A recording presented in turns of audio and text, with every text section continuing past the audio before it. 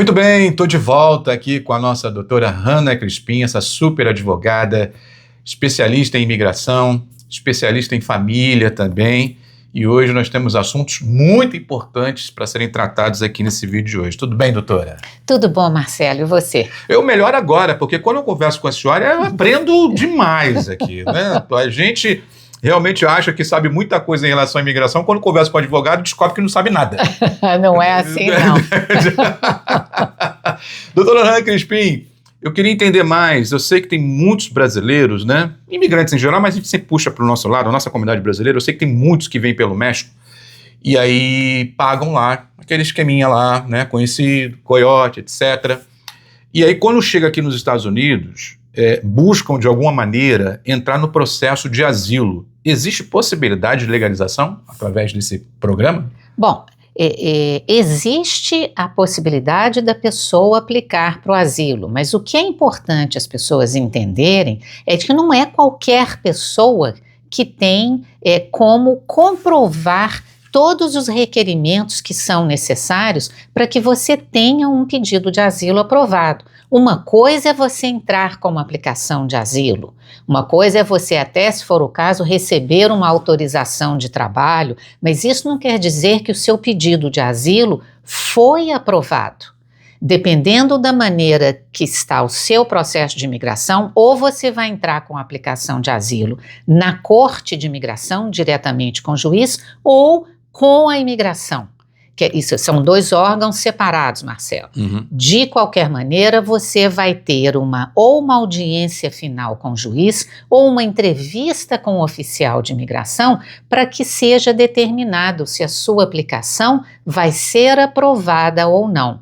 Agora, os requerimentos que você tem que comprovar são sérios, é um patamar alto, digamos assim. Então, você vai ter que comprovar que você corre risco de ser perseguido, torturado ou até morto se você retornar para o seu país de origem por causa de algo que aconteceu ou que você corre riscos, grandes riscos, de que vá acontecer se você voltar. Tá, então no caso, pelo fato de alguém atravessar ilegalmente a fronteira e usar desse argumento de que, de alguma maneira, foi vítima de algum tráfico humano, maus tratos durante essa caminhada, isso seria o suficiente para poder se enquadrar no asilo? Olha, para asilo eu acho muito pouco provável. Você até mencionou algo ótimo que a gente pode encaixar aqui e conversar também, quando você falou tráfico humano, você tem algo que tem sido badalado e falado muito na comunidade de uns meses para cá, é o visto T. Tá, gente? O visto T, isso não é lei nova nenhuma, isso existe há muitos anos. Ele pode dar benefícios a vítimas de tráfico humano. Mas o que é tráfico humano? Formas severas de tráfico humano. Eu estou usando o termo severo porque isso é que está na lei.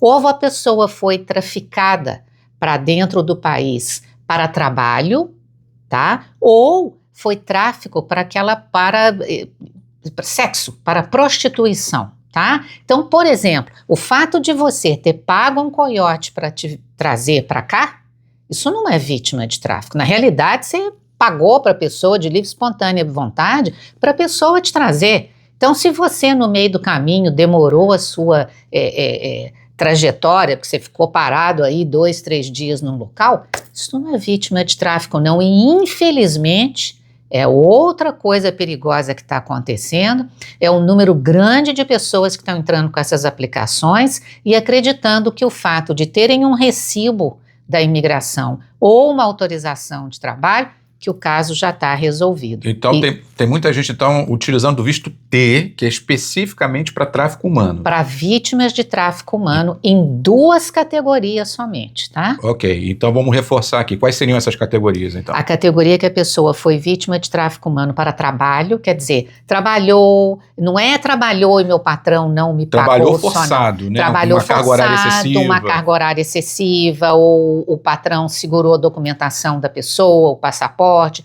ou estava vivendo em condições de que quase de análogo à prisão. escravidão. Exatamente, né? Eu tinha que me levavam para trabalhar, depois do meu trabalho me levavam para um quarto ou para um apartamento de onde a gente não podia direito sair, não tinha documento. Isso é não tráfico. tem folga. Exatamente. Não tem exatamente. direito nenhum. Ou tráfico para prostituição, o que infelizmente acontece muito, inclusive com menores de idade. É uma tristeza, mas isso é a realidade.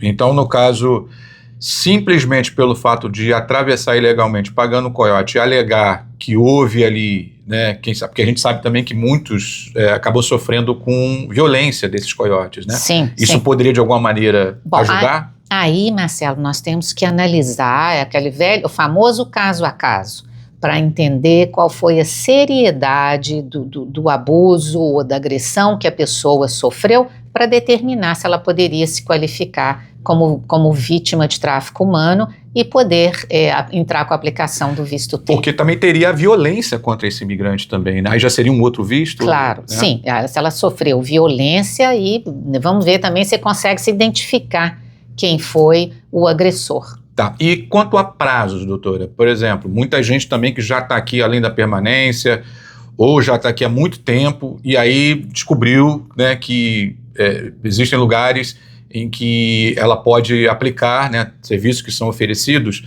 mesmo a pessoa estando aqui há 5, 10 anos.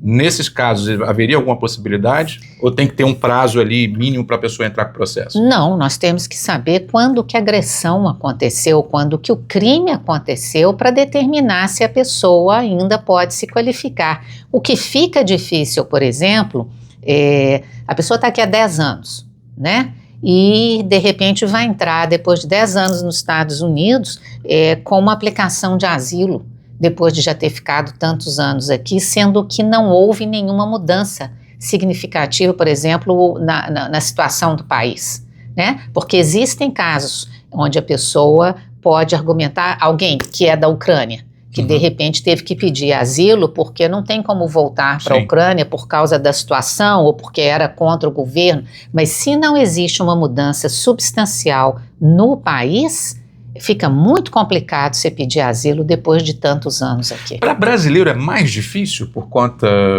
A gente sabe que a gente sofre muita violência urbana lá no Brasil, né? Que eu sou do Rio de Janeiro, por exemplo, né? Eu poderia até ser enquadrado aí de vítima de violência. Mas como é que a imigração enxerga os brasileiros em caso de asilo? É muito difícil você... conseguir comprovar, não estou dizendo que é impossível, eu nunca digo que as pessoas muitas vezes dizem, não tem asilo para brasileiro. Absolutamente não tem nenhuma lei que especifique que um brasileiro não pode pedir asilo. A questão é se você vai conseguir confirmar que você não pode, ou comprovar que você não pode voltar para o Brasil, o que é bem diferente de você ter sido vítima de um caso isolado. Eu fui vítima de assalto. Né? Isso não quer dizer que você não tem como voltar para o Brasil. Inclusive, se você for olhar no número de casos de asilos que são aprovados, é um número muito pequeno. Sim. E aí também o prazo também, né, do momento em que a pessoa entrar e buscar também, porque fica difícil. Como é que prova, né, que sofreu, por exemplo, abuso de um coiote, né? Porque não vai registrar boletim de ocorrência, a pessoa está atravessando ilegalmente, né? É comprovado, é complicado, né? Por isso que nós temos que analisar caso a caso. E o sistema de imigração leva em consideração o fato de ter esse business, esse comércio paralelo, né? Porque a pessoa para entrar pagando um coiote, ou eles vão levar em consideração apenas a violência sofrida que está sendo alegada ali pelo imigrante? Bom, eu acho que eles levam em consideração as duas coisas. Primeiro é o seguinte, você fala, eu paguei um coiote para me trazer, eu sou vítima. Não, você pagou de livre e espontânea vontade, você contratou aquela pessoa para te trazer. Eu acredito, inclusive, que você tem conhecimento de que isso não é a forma correta de entrar no país. Para você entrar no país, você tem que ter visto, né? E ter um visto aprovado. Então, tudo isso é levado em consideração, mas, por outro lado, a imigração vai levar em consideração também o ocorrido com aquela pessoa para determinar se o seu caso vai ser aprovado ou não. Olha, o mais importante de tudo, né, porque os serviços que são oferecidos por aí, é fundamental que você busque uma segunda opinião, e aqui a gente recomenda fortemente a doutora Hannah Crispin, para saber se o seu caso enquadraria num determinado visto que a pessoa está pleiteando, né? Então, muita gente usando aí do visto de tráfico humano, quando na verdade ela vai ter dor de cabeça lá na frente, porque aí, né, naquele primeiro momento vem a felicidade, né, doutora, do Work Authorization, tiro social, e depois... O problema é que essas pessoas que estão entrando com essas aplicações sem se qualificarem, estão com uma batata quente na mão, que lá na frente a dor de cabeça vai ser muito maior. E aquela história do processo que se transforma numa deportação, né? O processo vai ser negado e, em muitos casos, a pessoa não tem nem como usar de outra forma de legalização, porque se ficar determinado que ela entrou com aquela aplicação de maneira frívola, é o termo também que a imigração usa,